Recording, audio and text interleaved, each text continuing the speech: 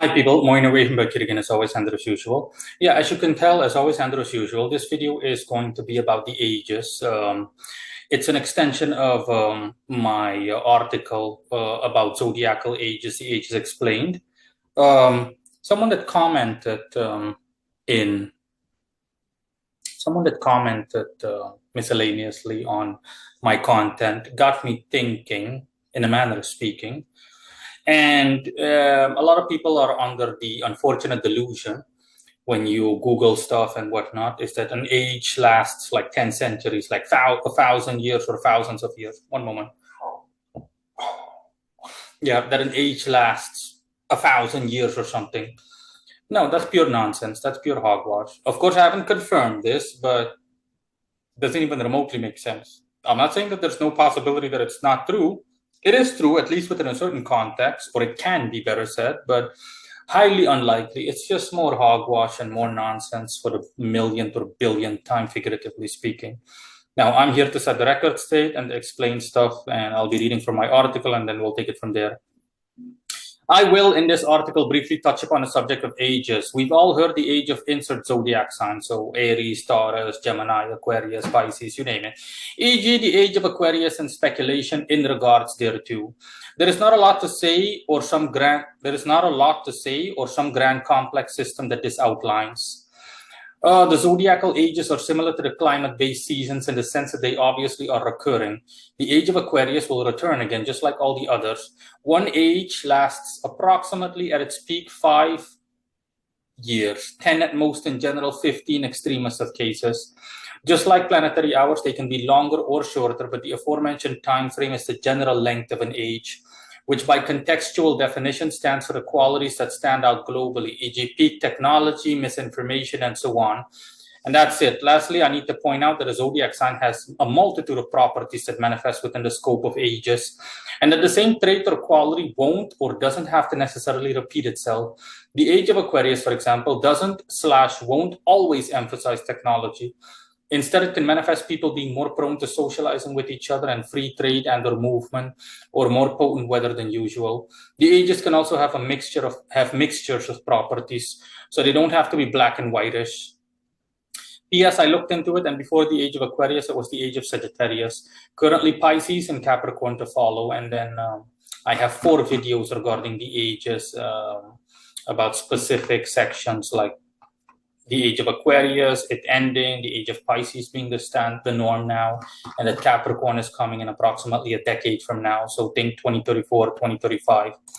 Now, I already explained in relation to the whole 1,000-year bit, highly unlikely to be correct in any way, shape, and form. Highly unlikely, based on my knowledge and experience at the very least. Other things that I need to explain to people, like I said, yeah, it could be, by default, it's 10 years, give or take 5. So 5, 10, 15. Simple example is the age of Aquarius was approximately between 2010 and 2020. Age of Pisces started at 2020, and we're 4 years into this age. And it just goes on like that. Now, you need to understand that there is a transition, in case I hadn't brought it up. There's a transition from age to age. It's like when something gradually seeps into something else, there is a transition. It doesn't just happen in a black and white manner and or fashion. In the same context that, for example, let's just say a company has new management. The new manager doesn't just show up all of a sudden one day and say la di da di da. No, it happens in a gradual manner. The employees of the company will be notified, or at least the staff will be notified that, hey, someone new is coming on board. There's going to be a new manager. There's going to be a new so-called boss calling the shots, mainly. And he is going to first walk around and observe how things work and whatnot. And he's going to be filled in on his respective duties and whatnot, and so on and so forth. And there's going to be a so-called transition of power where the old CEO or manager fills the new boss in and works him in and whatnot, and fills him in on the daily going and dealings of things. And then it just goes on. See, there is a gradual, there's a transition. One seeps into the other. And in that same context, it is also the case. People might not remember this, but me being keenly observant and aware of this, when the age of Aquarius was ending, I already started noticing gradually. Around 2018, I started noticing things.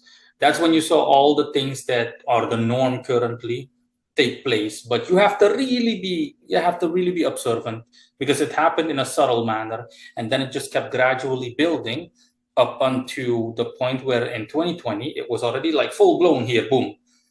And that's the way things have been for the past approximately 4 years. Yeah, just for plain 4 years. The way the things you see now happening when you go online, you look at news, etc., literally things that encompass daily life are things that involve the negative aspects of Pisces, the likes of which I already mentioned. And yeah, that's the norm currently, and we still approximately have a decade to go. So Aquarius was approximately a decade, and Pisces will be 15 years, approximately 2020 up until 2035. I already brought this up. I'm simply saying in my Age of Capricorn coming video, and then the Age of Capricorn is going to begin. I'm simply here to discuss the mechanics of it all, since I thought I had already like brought this out or discussed this in a video, but I haven't. I only made edits to the article. Now, in any case, the other thing that I'm going to discuss, and most likely the last thing, is that an age isn't black and whitish. For example, the age of Aquarius can have elements of Aries. It can have elements of Taurus. It's not a black and white issue. There's not this, oh, okay, Aquarius, and then all of a sudden, oh, okay, it's Pisces. No. This age of Pisces also has a considerable Saturnian, specifically Capricornian flair to it. And it's specifically emphasized negatively, just like I said in my article. When another age of Pisces comes along, it can be like the beneficial aspects of Pisces. But instead, what we're getting right now is, bluntly put, Piscean shit. No offense. It's also necessary from an existential perspective. But in simplistic terms, we're getting Piscean negativity, mainly. Okay, this is not a good age, obviously, in case anyone was not aware of it. It's not a good age. It doesn't matter who you are. It's not the best of times. In that same context, there can be an age of Gemini with Sagittarian influences. So it's not a black and white issue. I primarily confirm all of this through astrology. So I see it literally happening, and it's exactly the way I experienced it and the way it factually is throughout the entire world. I already explained it in the past. When the age of Aquarius began, I saw the shift. Back in the day, you had nothing like it. Back in the day, around, for example, you saw even the transitioning into the age of Aquarius with, if anyone can remember, MySpace, etc. I already brought this up. I'm just briefly revamping. And it just goes on. And then the time kept passing and passing. And by 2010, it was like, boom, full blown social media, Facebook, Twitter, Instagram, Snapchat, everything. Like that, the whole age of Aquarius kickstarted globalization. All of a sudden, interacting with someone on the other part of at the other end of the world was like easy peasy. Skype, everything, you could easily, people started using stuff like that en masse, to the point where currently, okay, thanks to the age of Aquarius, having internet in your own home or residence or place of in your own abode is commonplace. It's like running water, internet. Like you go by anyone's house and a person doesn't have internet, you're like, what kind of a caveman are you? The person doesn't have any electronic device that's capable of connecting with other people or the world through internet. Exactly. Everything, internet. Back in the day, that was not the case. Prior to the age of Aquarius, no. In 2006, the best you could get is what? AOL Messenger, MySpace, stuff like that. I didn't have internet at home. I had to go to a cyber cafe. Internet at home was only for like an exclusive group of individuals that could afford it primarily, not to mention that it was like dial-up. Remember that? Yeah, and then it took like, what, a thingy with the download speed, upload speed. I don't even think there was an upload speed. It was in, at best, MBs, like maybe 1 MB a second. It was that horrible. And this was the norm globally. Like really. People didn't use the internet en masse. The internet was for specific individuals. and it was limited. Whereas now the bulk of the world uses the internet. Anyone who is even remotely anyone, okay? I think even homeless people use the internet on occasion. No joke. Yeah, that's my point. Now, I'm going to show people just as an example, something I found quite interesting. Give me a moment. I'm going to share screen. That's why I'm recording this on Zoom. Now, this is, this is a chart that I cast because I wanted to know specifically what zodiacal age was in effect when World War II began. Now, Hitler invaded World War II officially on September the 1st, 1939. He invaded Poland, and that kickstarted World War II. That's the official date if you Google it, when World War II began.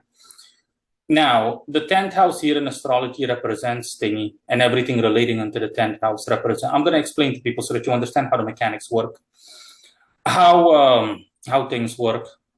Now, I initially thought that there has to be some Aries-based influence. If it wasn't the age of Aries, there has to be some Aries-based influence. I thought maybe Pluto was in Aries, etc. But yeah, no, that wasn't the case.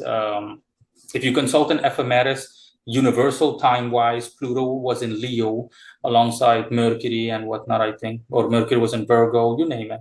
If you consult an ephemeris, then you'll see. But again, that's just a sideline. In any case, regarding this chart, I'm going to show you. This is an example. So when Hitler invaded Poland and kickstarted World War II, the age of Pisces was in effect. You see, I'm going to compare literally the age that we're currently in, this age of Pisces to the age of Pisces of 1939. I mean, how long was 1939? 2024, hold on, let me briefly calculate. 2024 minus 1939, 85 years, almost a century ago. 85 years ago, to be precise. Now, I'm going to show you the difference in detail. With this age of Pisces, where World War II began, it was in effect for a year or two. Don't ask me how I came about it. I simply looked it up myself, my own research, etc. All you need to remember is that, okay, the age of Pisces was in effect, and it was in effect for, it had been in effect only recently, like a year or two, essentially between a year and 2 years. Now, how does this differ from because again, that time was drastically different from this time. This time is marked by all the negative elements you see, like corruption, misinformation, everything. Those are all the negative aspects, mental illness with the flavor of authoritarianism, all of the things that are beknownst to Pisces with Saturn entering the equation. Now, on paper, this is almost identical. The only difference is that the Earth itself is here and that Saturn is going retrograde, but the North Node is here in Aries.